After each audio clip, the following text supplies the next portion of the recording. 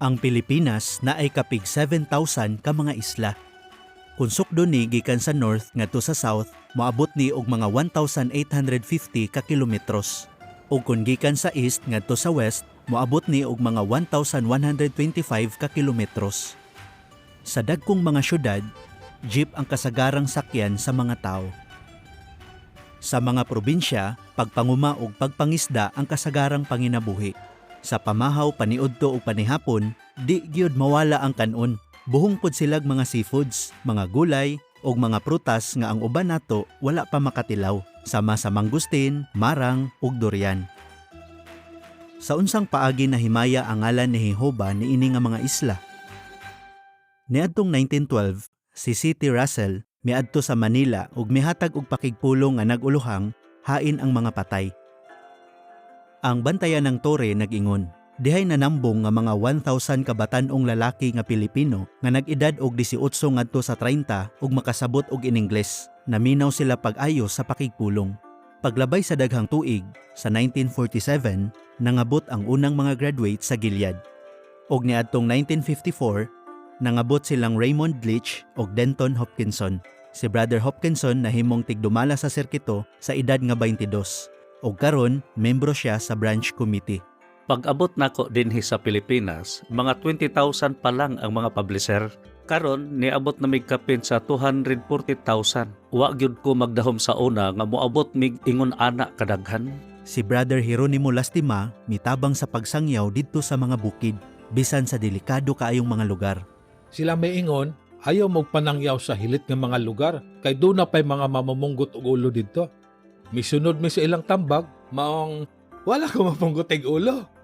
Ang mga sister, epektibo sa pagsangyaw sa kamatuoran ngadto sa mga tao. Tungod ana, daghan ang nabautismuhan og nahimong mga pioneer. Pamilyar sila sa ilang kultura ug kahibalo sila kung unsaon pagsangyaw aron mosanong ang mga tao. Usa nila si Sister Nora Fajardo. Bisag duha rami sa akong partner, wa gyud mi mahadlok sa pagsangyaw sa mayong balita ngadto sa mga tao. So, gihatagan yun mi ni Jehova og kusog sa paghimog mga tinun-an. Tungod sa maong paningkamot, ang gidaghanon sa mga publisher padayong miuswag nga miabot og kapig 77,000 niadtong 1975. Sa Nobyembre 2022, sa unang higayon, kapig 240,000 ka publisher ang miapil sa pagsangyaw.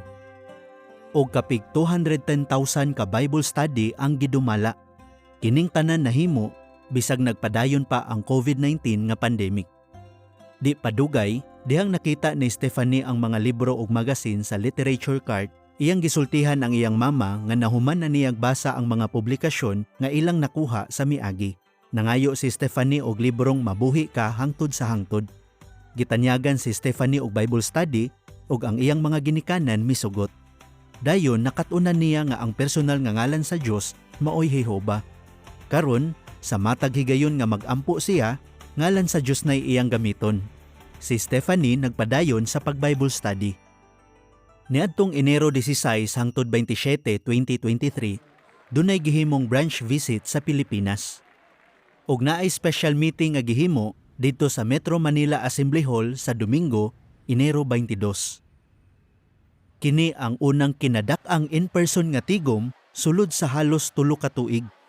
Ang total attendance miabot og 341,643 nga mas daghan og mga 100,000 sa total nga publisher. Human sa programa, naghikay silag special meal og musical program para namo. Ang Bethel family sa Pilipinas malipayon kaayo ug bibo. Nag-enjoy mi sa pagpakig-uban nila, sa pagsimba ug sa lami nga pagkaon. Giduaw po namo ang matag department sa pagdasig nila. Malipayon gyud ta nga nahimong bahin sa atong nahiusa, mahigugmaong internasyonal nga pamilya. Tinuod gyud ang giingon sa Isaias 24:15. Himayaon nila ang ngalan ni Jehova diha sa mga isla sa dagat.